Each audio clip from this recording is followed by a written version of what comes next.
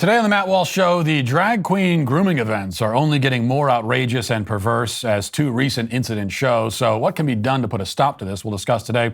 Also, George Floyd's family threatens to sue Kanye West for saying that George Floyd died from an overdose.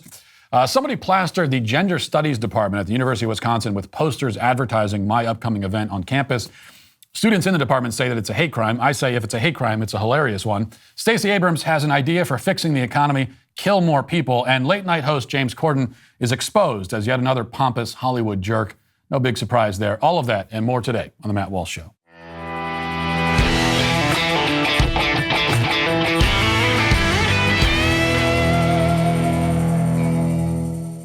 You know, being a parent can be scary. Checking for monsters under your kid's bed, the indescribable pain of stepping on Legos. But one thing that doesn't have to be scary is getting life insurance. Fabric by Gerber Life was designed by parents for parents to help you get a high-quality, surprisingly affordable term life insurance policy in less than 10 minutes. Fabric's new lower prices mean significant savings over other providers with great quality policies like $1 million in coverage for less than $1 a day. Life insurance can have a bad rap for being complicated, but Fabric makes it easy to apply with its seamless digital experience. It's all online and on your time. And if you need extra support, Fabric's team of licensed insurance agents can answer questions along the way. It takes less than 10 minutes to apply, see your quote, and then personalize your quote to fit your family's needs. You can be offered coverage instantly with no health exam required. With over 1,600 five-star reviews on trustpilot.com, you can feel confident that you're getting a high-quality policy that is perfect for your family. Fabric has a 30-day money-back guarantee, and you can cancel at any time. So protect your family today with Fabric by Gerber Life. Apply today in just 10 minutes at meetfabric.com/Walsh. That's meetfabric.com/Walsh, MEET, fabric.com/Walsh. Policies issued by Western Southern Life Insurance Company, not available in certain states. Price is subject to underwriting and health questions. Well, you know, it becomes quite wearying to hear about atrocities like this, but the worst thing we could do is get bored of it and just stop paying attention. So we begin with footage of another all-ages drag show, quote unquote, in Texas, attended and documented by Sarah Gonzalez of The Blaze. She says that she has more footage on the way, but the 30-second clip that she posted yesterday is shocking enough on its own. It shows a man in drag lifting up his skirt and gyrating around while people throw money at him. And in the background, you can see a child who can't be more than, 6 or 7 years old, looking on confused and obviously completely disturbed. Meanwhile, the music, which is blasting through the restaurant, is so vulgar and sexual that I can't play the clip with sound, and I can't even quote the lyrics to you. All I can say is that it's a woman rapping in extremely graphic terms about her genitals and about the various sex acts that she wants to perform. So there's at least one child in the building listening to that while watching a cross-dressing man dance around with his skirt pulled up to reveal the women's underwear underneath. And this is happening in Texas. I feel like we can't emphasize that enough, that so many of these things, so much of this footage that we're getting is from Texas. It's this bad in Texas. So we can be sure that it's even worse pretty much everywhere else in the country, especially in a place like Oregon, where, as Andy No reports for the Post Millennial, a bar is planning a drag show this coming weekend featuring an 11-year-old performer. And it gets worse. Reading from the article, it says, controversy has erupted after a pub in Eugene, Oregon, announced it is hosting a drag queen event featuring an 11-year-old child. An investigation by the Post Millennial has revealed that one of the child's drag moms, quote unquote, was recently charged with child sex abuse offenses. Quote, are you excited for drag queen storytime brunch this Sunday morning? Old Nick's Pub asked in a Facebook announcement. Vanellope is here to show you what an 11-year-old drag queen can do. The post featured several photos of Vanellope craving McPherson DuPont. That's the stage name of the child, including one where she is touching her chest and her mouth is open. The Post Millennial is not publishing the real name of the child. Old Nick's Pub is known locally in the university town for being a leftist bar, and it frequently hosts drag shows as well as sexual fetish events.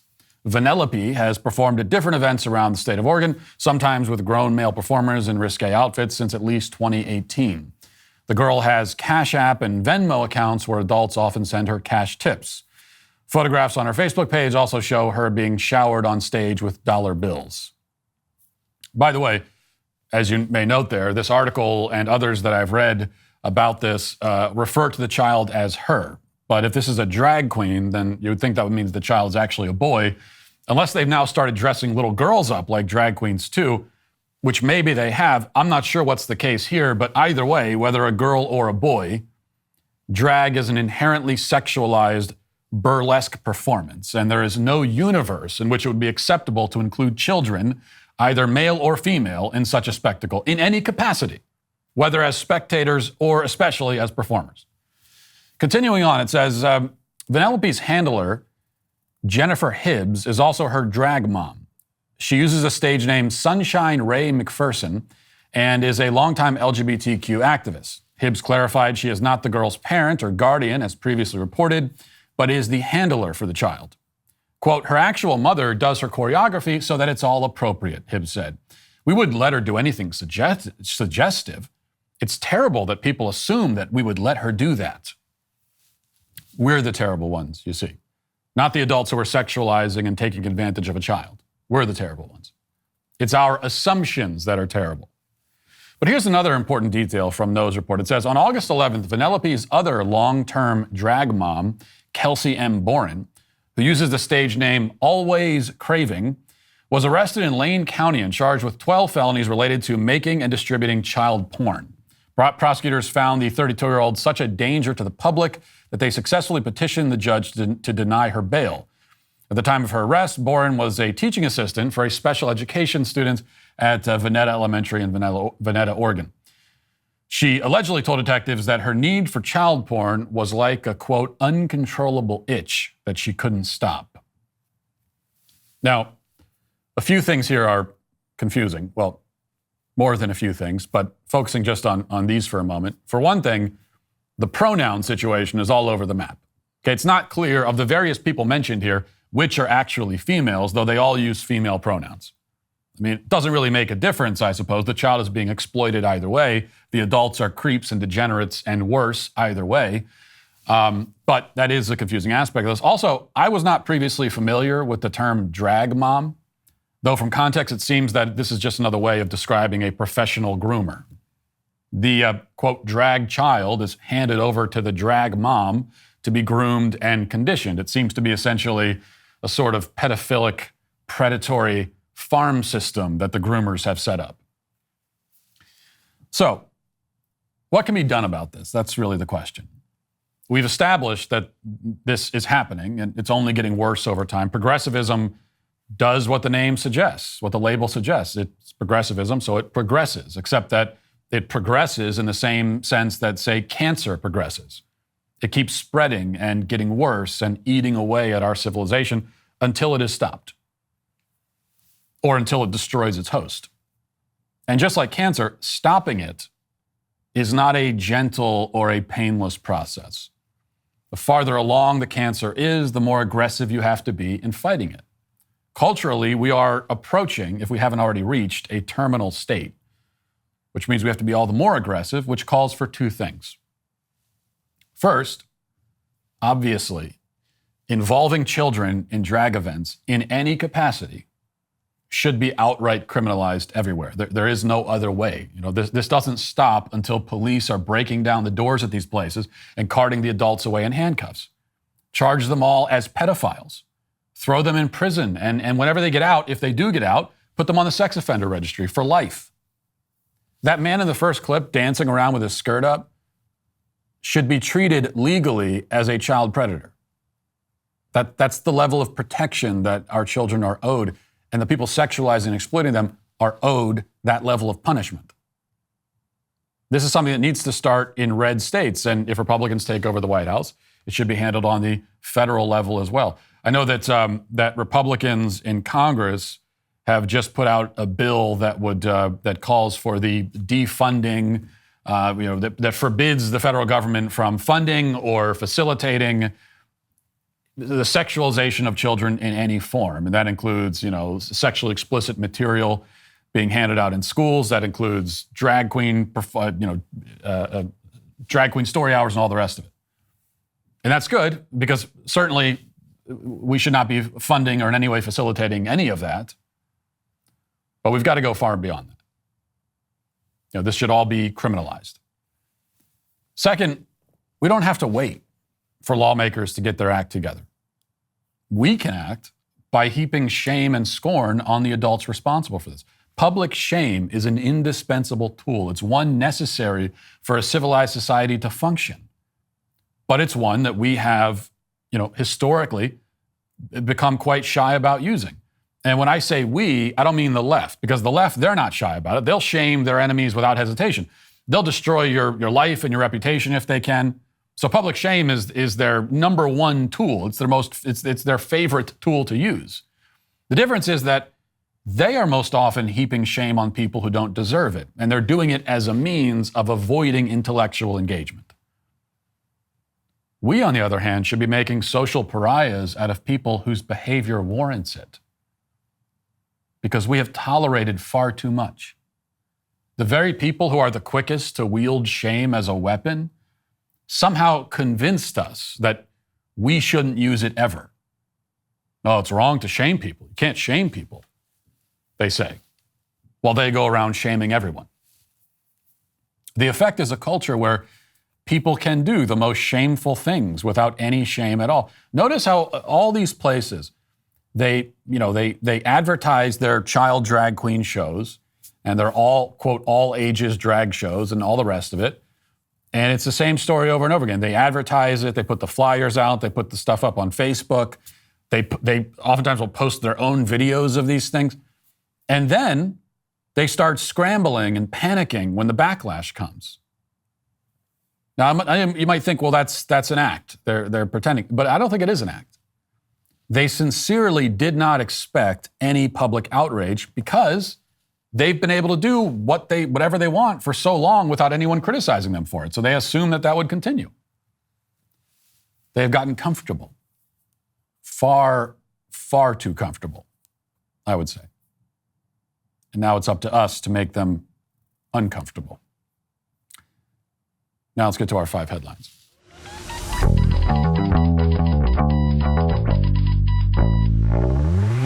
With election season upon us, big days are ahead. But I can't stop myself from thinking about the good old days, before the world went crazy, pre-pandemic, pre-BLM, pre-the alphabet movement. I guess you could say I'm just missing the good old days, which is why I want to tell you about Legacy Box. Legacy Box makes reclaiming and preserving your most cherished policies incredibly easy. Send in your old VHS and camcorder tapes, films, and photos. Their team sends everything back on a thumb drive, DVD, or cloud, digitally preserving your memories forever. Each kit includes everything you need to safely pack and send your records. These irreplaceable moments can be easily viewed, shared, and passed on for future generations. Last year, I refused to fix my mother's VCR over the Thanksgiving holiday, something I've not been allowed to ever forget because it keeps popping up in ad copy. And to make up for this slight against my dear sweet mother, sweet Grandma Walsh, if you will, I got her Legacy Box so that she doesn't have to keep her old VCR around, and more importantly, I don't have to fix it. Digitalize your memories with Legacy Box, grab some popcorn, and gather the family to revisit the good old days. Plus, take advantage of their special election sale. Visit legacybox.com/Walsh to shop this incredible deal exclusive to my listeners. That's legacybox.com/Walsh. By the way, I'd be remiss if I didn't mention to you, and in fact wish you a happy Pronoun Day. This is actually International Pronoun Day. It's a day to celebrate pronouns. I don't know if there is an adjective day or a preposition day. I'm not sure about that, a verb day, but there is a pronoun day. And the LGBT Foundation, whatever that is, puts out this tweet: Happy International Pronoun Day to you, whether you use ze, them, she, her, they, them. Oh, come on. They, them. DEY, DEM. So for people with bad grammar, if you've got really bad grammar, that's how you say they and them. And now we're just turning that into its own, because why not? You can identify as they, them. He, him, they, them, they, fair. Pronouns or any others. This is just a short list of some example pronouns people may use. You'll never know someone's pronouns until you ask. Which means that I will just never know because I will never ask. And I often hear people say, Well, I hear this a lot. They say, I'm not using these fake pronouns. You know, fey, fair, zay, them, they, them. I'm not using that. That's ridiculous. I'll call you she if you're a man and that's how you identify. I'll say that, but I draw the line at the rest of this stuff. I'm not going to do that. No, you don't really draw the line, and you will start saying it. Okay, you'll be saying zay, them in no time. You'll be walking around respecting those pronouns. Yes, you will. You'll eat the bugs. You'll live in the pod. You'll say zay, them. You'll do all of that if you're willing to call a man she. Okay, if you're willing to do that, and you've demonstrated your willingness, and you're willing to go that far, then it's only a matter of time. The only reason that you haven't started saying fey, fair, and zay, them is that the social pressure hasn't yet been intense enough.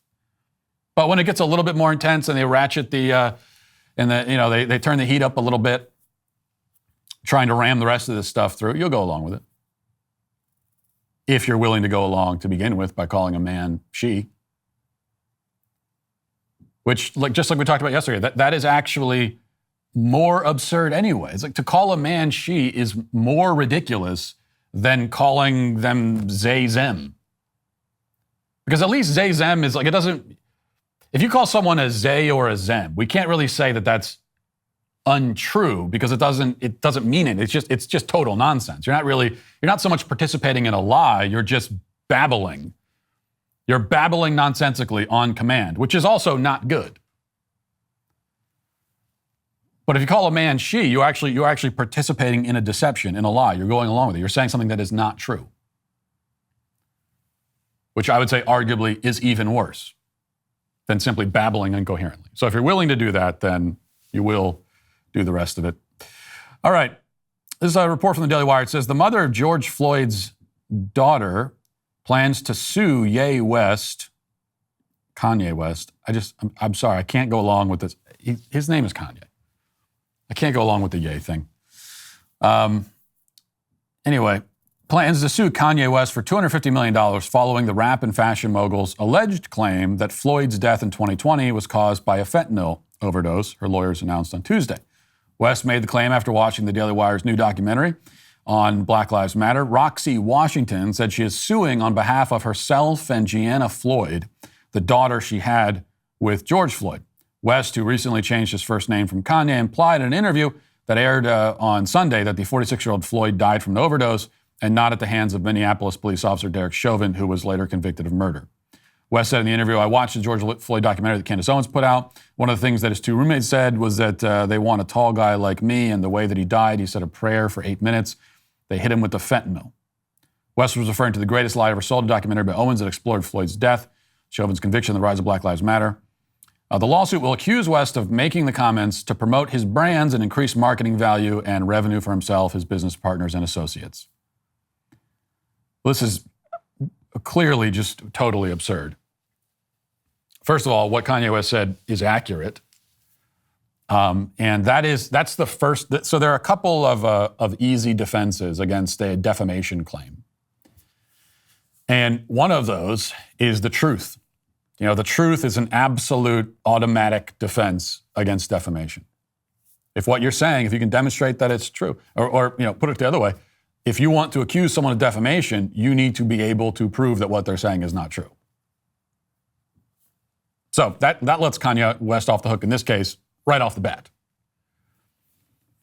And then the other thing too, there's another defense against defamation, which is that if the person is dead, that's also a defense. So here we have Kanye West saying something accurate about a dead guy, and they think they can sue him for $250 million. Go ahead and try, I suppose. I mean, you can sue anyone for anything in the United States of America, and there, as we've seen, there are many people who are, who are quite willing to test that theory out that you can sue anyone for anything, and you can sue anyone for anything. But you certainly can't win any lawsuit. In this one, they cannot win. All right, here's an article from the Badger Herald. It says, as the University of Wisconsin campus prepares to host Matt Walsh, a right-wing political commentator, members of the LGBTQ and gender non-conforming communities on campus have expressed feelings of hurt and concern. Recent targeted incidents towards the group have exacerbated these emotions. So there have been targeted incidents. The University of Wisconsin, I'll be speaking there. I don't remember the exact date. I'll be speaking there soon as we continue our What is a Woman tour. And we'll be announcing some more dates, by the way, and some more schools pretty soon. But apparently in the lead up to my speech and screening the film at University of Wisconsin, there have been targeted incidents at vulnerable populations. Let's find out what those incidents are. Upon arriving at Sterling Hall Monday, October 10th, people with the Gender and Women's Studies Department, someone named Jessica Leeper, found the Gender and Women's Studies floor covered in posters for the Walsh event. That's the targeted incident. So somebody went in at University of Wisconsin, presumably, a supporter, maybe a member of the Sweet Baby Gang there at University of Wisconsin, went to the Gender and Women's Studies Department and covered the place in What is a Woman posters. That is, I don't know if I can officially endorse that or not, but I will, because that's fantastic. When Leeper first arrived, she only saw a couple of posters and said she was annoyed but not surprised. But upon further investigation, she found that every bulletin board and chalkboard in the hallway had been covered in the posters. I think we have some pictures we'll put up for you too. While Leeper did not count the exact number of posters she took down, she estimated that it was at least 40. Leeper found only 1 or 2 event posters in the other departments in Sterling. So this is the incident that happened. Continuing along, according to Leeper, there's a lot of hurt, anger, and exhaustion among the TA students in the department. Quote, any credibility the university had and an academic commitment to providing speakers of diverse opinions is lost in the wake of Monday's targeted act of hate speech. It's a targeted act of hate speech to just put up a poster for my event. You know what? Go back. They took them all down. Go back and I'm calling on the Sweet Baby Gang. Go back and put the posters back. Just keep putting them back up there. Take them down, put them up. Hey, this is fair play, because the left constantly tears down the posters. No matter what campus I go to, no matter where the posters are put up, the leftists come along and tear them down. So this is the game you want to play. This is what we'll play. She continued, YAF has now, with this action, made it abundantly clear that their goal with bringing Walsh to campus is to intimidate and endanger the trans and gender non-conforming community. Explain that to me, Jessica Leeper. I want you to explain, and maybe you can. Maybe you can explain it. But explain in precise detail how you have been endangered by seeing a poster, by seeing a small, like a piece of paper, a yellow piece of paper that says, "What is a woman?" on. How does that endanger you? Can you elaborate? I'd like to hear you elaborate on that. If you can prove to me that simply, and I don't know how this would work physically, okay? I don't know what the physical mechanism is. I don't know the science behind it, but maybe you can describe it. Maybe you can explain it to me. If you can prove to me that simply seeing the poster will lead directly to physical harm or death, if you can prove that to me, then maybe I would call off the Sweet Baby Gang and say, stop putting the posters up. I don't want to have, I don't want there to be bodies all over the place, people that have hurt and dying because they saw a poster. So if you can explain that, then I'd love to hear it.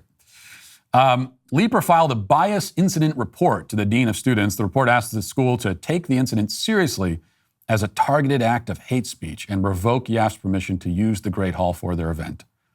There has not been any follow-up to the report at this time. And then we have more interviews with the Gender Studies Professor Department. This is all great. A student in the Gender and Women's Studies Department who wished to remain anonymous due to privacy and safety concerns said that more than anything, they were concerned for the safety and well-being of the trans, non-binary, and GNC community on campus.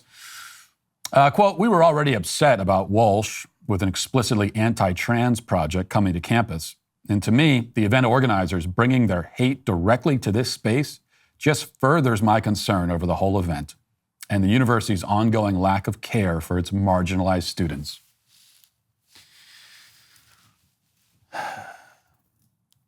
There is when you want to get over a phobia, there's I think what they call exposure therapy or something like that. But if you're really afraid of something, and this is what they tell you in psychology, that the only way to get over the fear is to be exposed to it. Like I have arachnophobia. I admit, it's one of my least manly qualities. I really don't like spiders. If I actually wanted to get over that, I would have to be exposed to a spider.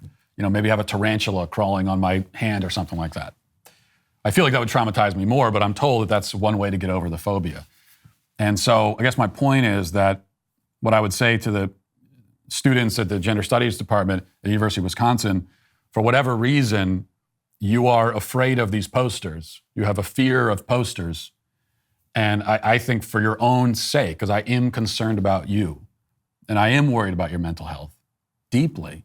And so I think the only way to get you over that fear is for more and more of these posters to be put up in the Gender Studies Department, for your own sake. Okay, there were 40 posters before. Next, we got to put 100 up. How are you going to go through life having this, if seeing a poster can cause you to dissolve into a puddle? I don't know how you function in life. So I want to help you get over that. You're welcome. Some updates now from the culture of death. Eric Swallwell tweets this: MAGA Republicans want women arrested for having an abortion. This is what that looks like. Okay, so he tweeted this. He said, MAGA Republicans want to arrest women. And so what Eric Swallwell did was I don't know if he's a director or producer on this project. There's no credits at the end. But he's put together this skit of what he imagines it will look like for abortion to be illegal, what the implications will be. And let's watch this skit together.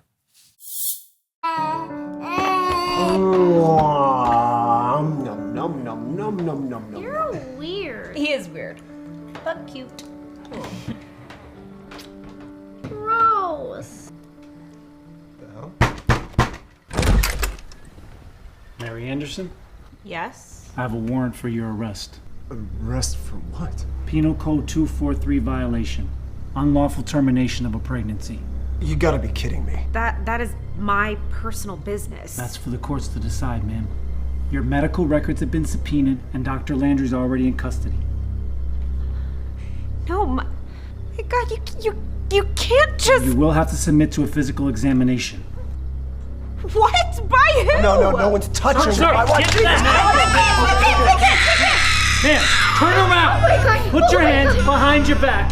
Now. Why is this happening? Love you, honey bear. We're just enforcing the law here. Elections have consequences. Vote Democrat on November 8th. Stop Republicans from criminalizing abortion everywhere. Protect women's rights and freedom. Please don't do this.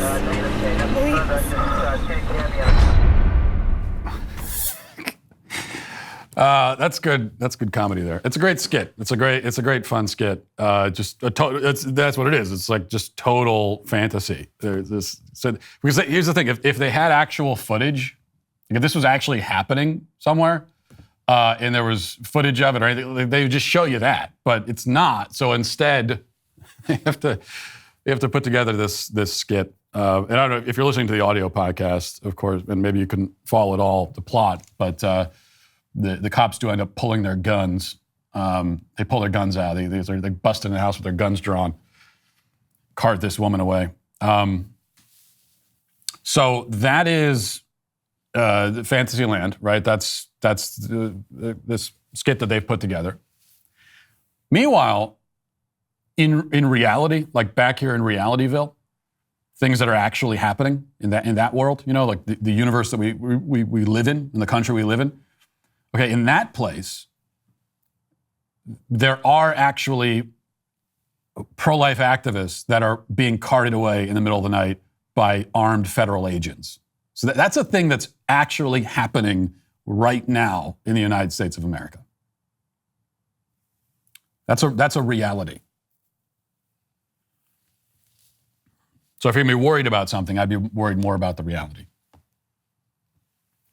Also, there's also the reality of abortion itself. If you were to see footage of that or see a picture of the aftermath of an abortion, there's that reality too,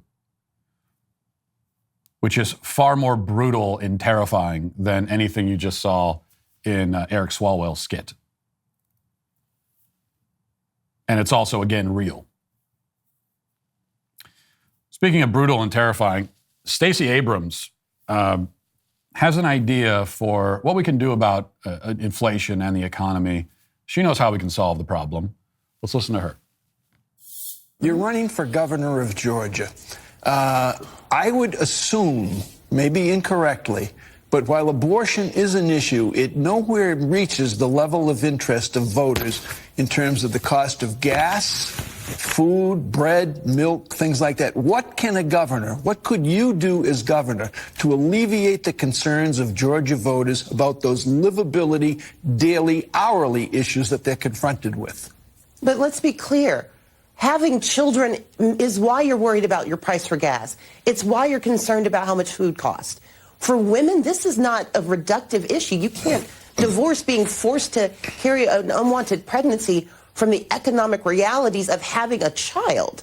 And so it's important for us to have both and conversations. We don't have the luxury of reducing it or separating them out, but we also have to talk about what a governor can do. A governor can address housing prices. A governor can address the cost of education.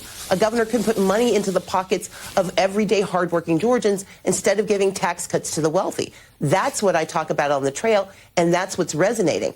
But let's not pretend that women, half the population, especially those of childbearing age, they understand that having a child is absolutely an economic issue. It is only politicians who see it as simply another cultural conversation.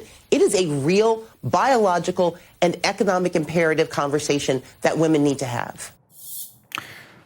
These people are so cartoonishly evil. Like comic book villains at this point.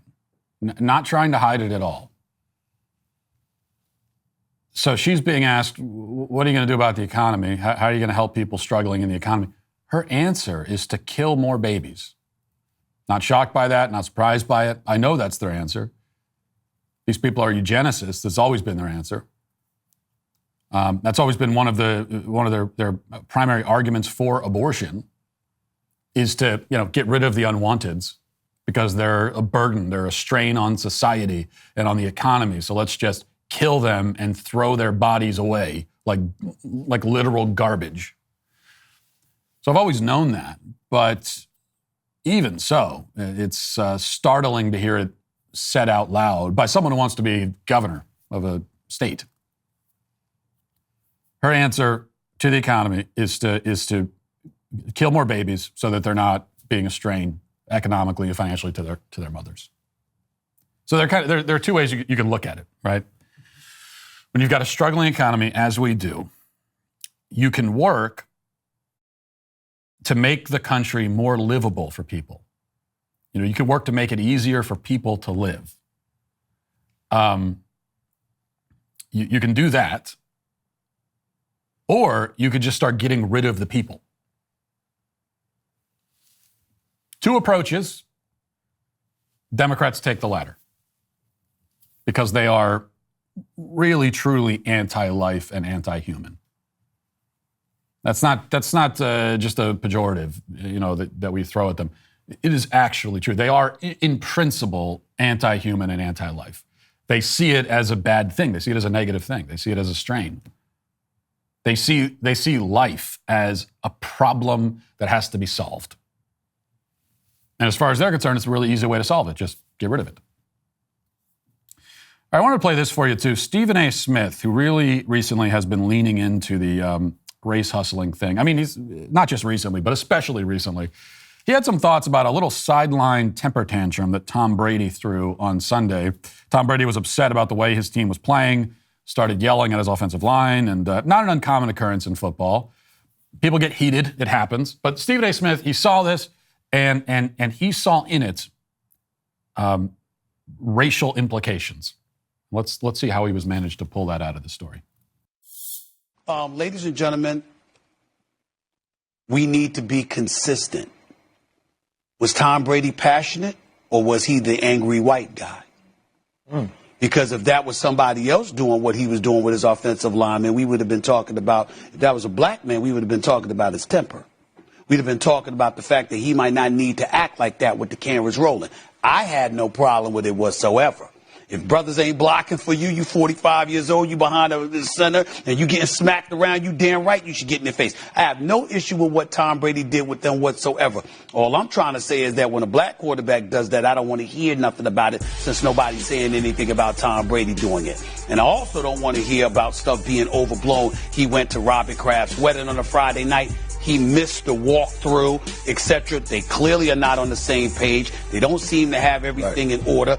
If this was somebody, now in that regard, there is a Tom Brady category that's separate and apart from everybody else. The anger part, when he's getting on the offensive lineman, no, that everybody should be lumped into there. But in terms of him missing a walkthrough because he went to the wedding, damn it, that's Tom Brady. Well, that I would forgive him for. It just makes it encourages Stephen A. Smith because he always has, he's babbling incoherently and he's always got someone else in the room with him that's the yes man. And so he's saying things that don't make any sense. And there's someone in the background you always hear about, yep, right? Nothing he says there makes any sense at all. Well, why? People aren't criticizing Tom Brady because he's a white guy. What are you talking about? Everyone's criticizing him before. I heard about it, and I don't follow the Tampa Bay Buccaneers. What are you talking about?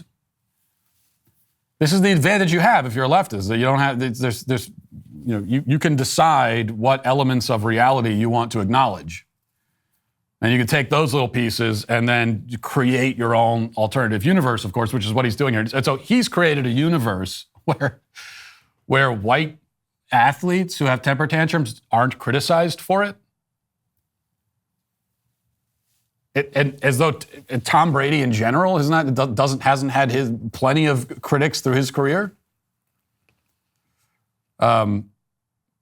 Creating this narrative where we're quicker to criticize a black man, especially a black athlete, for being angry than a white man. Where, if anything, it's the reverse. Because it's always going to be safer to criticize the white guy than the black guy. And the reason for that is because people like Stephen A. Smith that are looking for a reason to racialize everything.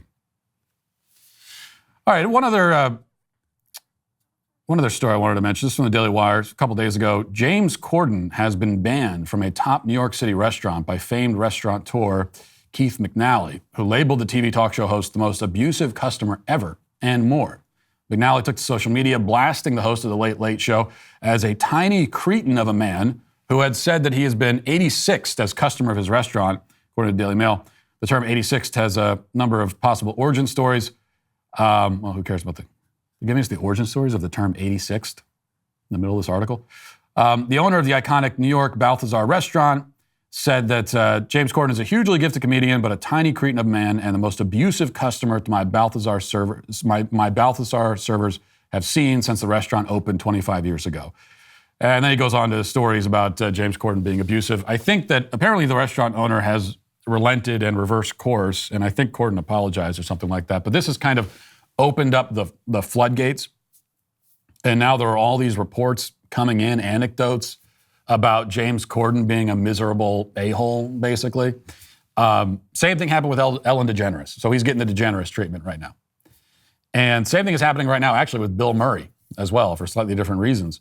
So you have these Hollywood types who have a brand of being nice and relatable and goofy and fun and whatever. And that's particularly the case for James Corden, Ellen DeGeneres. That was their whole brand. And then you find out that it's just that. It's a brand. It's an invention. It's a part that they're playing, which shouldn't be a revelation or a surprise, but somehow for so many people it is. Nothing you see on the screen is necessarily real. It might be real, but it doesn't have to be. And often it isn't. Because it's pretty easy to fake being nice on camera for 60 minutes at a time, especially if you're paid millions of dollars. But there's one other thing too, when I see any story about James Corden, and that is, who are the James Corden fans exactly? Is anyone a James Corden fan? Ellen DeGeneres actually had fans. There were people that liked her. Maybe some people still do. Does James Corden know? See, James Corden to me seems like the Stacey Abrams of Hollywood. They even look similar. They've got a similar look, similar physique, and it's been decided by the media that this person is a thing now. And then you start seeing them everywhere. It's been decided that they're beloved and popular, but nobody in the public consents to it. The public didn't decide that the public loves James Corden and Stacey Abrams. We're told that we do. And then one day, sometime, we're told that we don't anymore. So we were told that we love James Corden, and now the media is saying, never mind, you don't love him anymore. He's actually bad. Will the same thing ever happen with Stacey Abrams? Seems unlikely, but we'll see. Now let's get to the comment section. Who makes a Twitter mob fly off the handle with rage? Who's to blame? It's a sweet baby gang. You know, fall is in the air, and our friends at Vincero Collective have sponsored this episode to make sure that all of our listeners are accessorizing their autumn outfits with premium watches, jewelry, sunglasses, and more. While other watchmakers have insane markups, Vincero gives you the look of a premium lifestyle without breaking the bank. Plus, for a limited time only, you can get 20% off plus free shipping site-wide when you use code Walsh at VinceroCollective.com. Vincero Collective designs are exceptionally crafted. They make everything in-house, and they source their own materials. Everything I've ordered from them has been really top-notch. Vincero offers many attractive designs made with surgical-grade stainless steel, durable silicone, and genuine Italian leather straps. In addition to their watches, Vincero just launched their commuter bag. This bag is specifically designed to look sleek while traveling. My favorite feature of the commuter bag is the luggage pass-through strap, so you can actually sit it on top of your suitcase hands-free. Vincero Collective also offers iconic sunglass styles with polarized lenses and 100% UV protection. If you don't have impeccable style like myself, you should consider Vincero for a holiday gift for someone you love. Buy it before they sell it. So get 20% off plus free shipping site-wide with code Walsh at VinceroCollective.com. Support this show and use code Walsh at VinceroCollective.com. Accessorize your life at an exceptional price with Vincero. Shell B says, Matt looks really handsome today. It's distracting. Well, I apologize for that. Although maybe the distraction is that you're not wearing your glasses, so maybe put those on. Vincent Webb says, watching John Oliver's trans episode, I was waiting for him to mention Matt Walsh, think he missed his name on purpose, LOL, but got the heat anyway.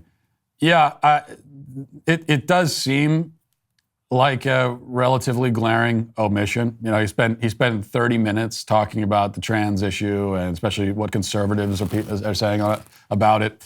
And what is a woman not mentioned? None of that is mentioned. So it does seem like that's got to be an intentional sort of working around it.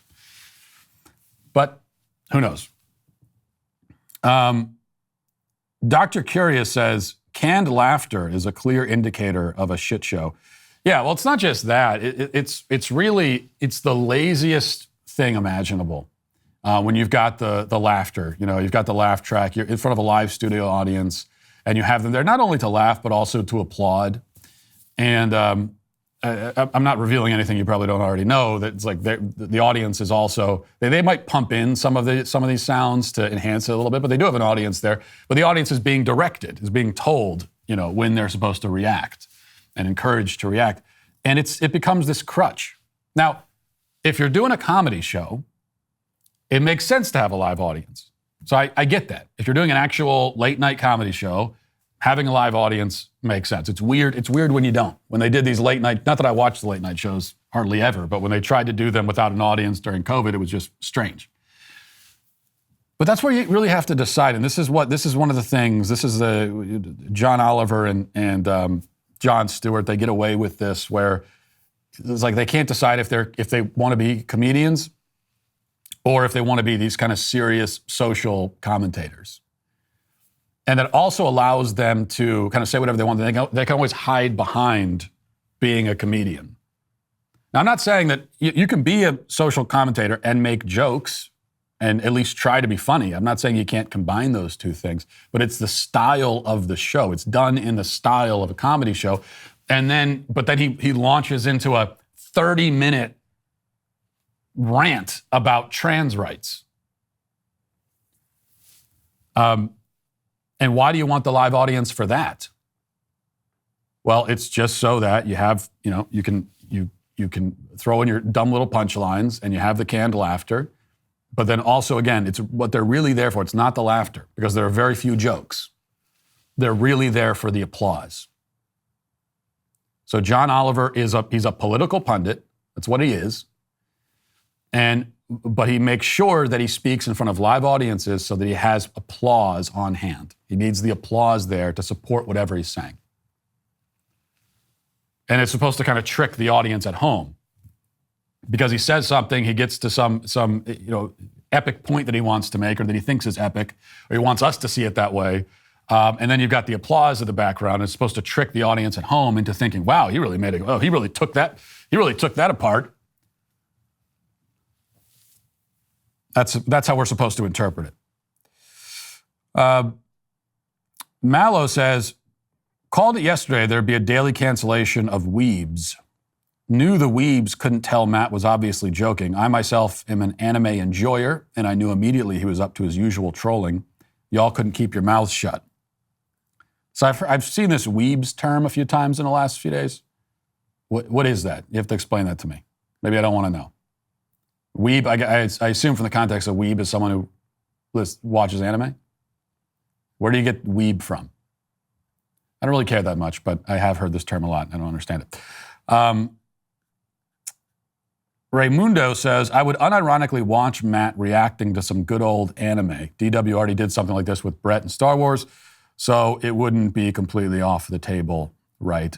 No, it is. It's off the table for me. I'm not going to do that. And there were many people suggesting that I be subjected to that, because I know, although you all claim to be in the Sweet Baby Gang, you still enjoy watching me suffer. It's like one of your favorite things. You're constantly suggesting ways that I could be made to suffer.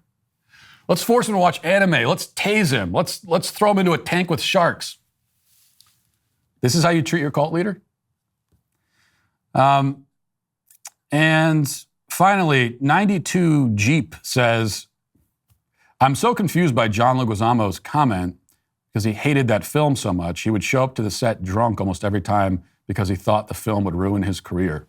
Now, we're talking about his Mario film, I guess, in the 90s. I didn't know that. It doesn't surprise me.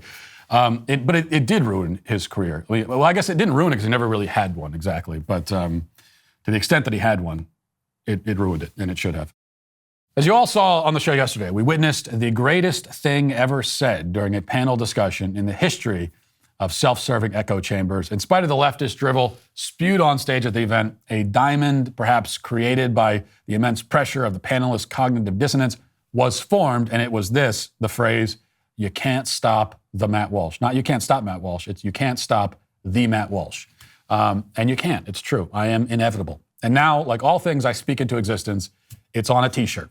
I made that demand yesterday, and just like that, the next day it is on a t-shirt. So you can go to dailywire.com/Walsh to get your You Can't Stop the Matt Walsh t-shirt today. Also, the corporate media agenda means the news is presented in a biased way.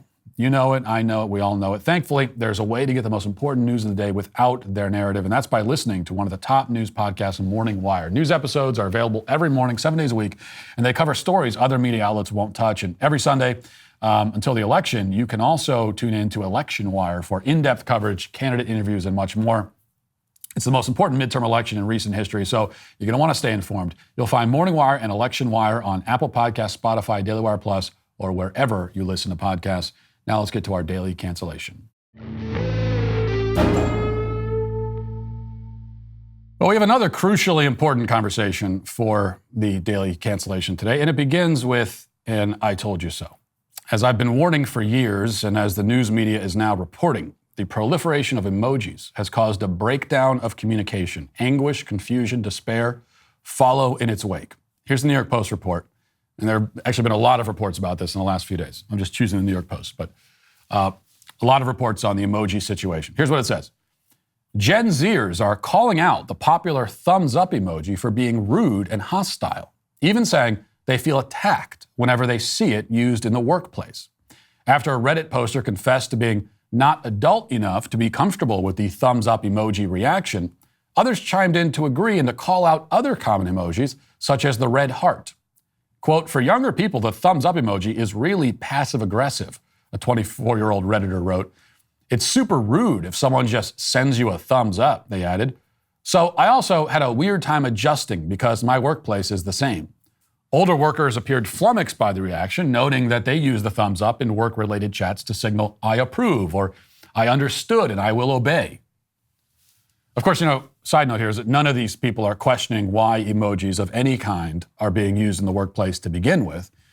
But the New York Post continues, on Reddit, some were less offended by the thumbs up emoji, but felt the heart symbol was actually the most inappropriate.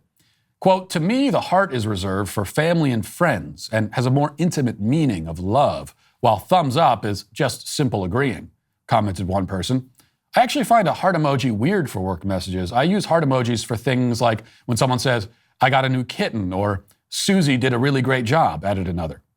But the heart, to many, may be falling out of fashion. A survey of 2,000 people conducted by Perspectus Global showed that a majority of people between the ages of 16 and 29 believe that you are officially old if you use a thumbs up or heart emoji.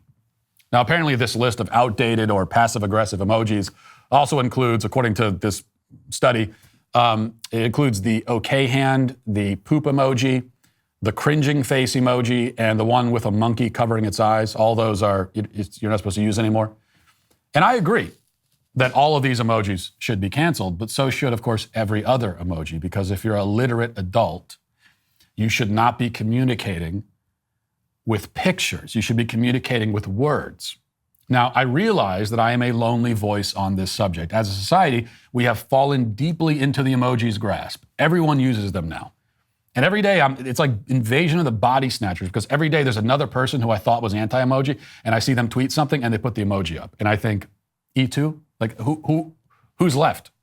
The emoji finds its way into every text or tweet or email or Facebook post these days, especially every Facebook post, in fact, because nobody under the age of 60 uses that platform. It is boomer central, and boomers love emojis, perhaps more than anyone else. And this, I confess, it is honestly one of the great disappointments and I feel betrayals of my life.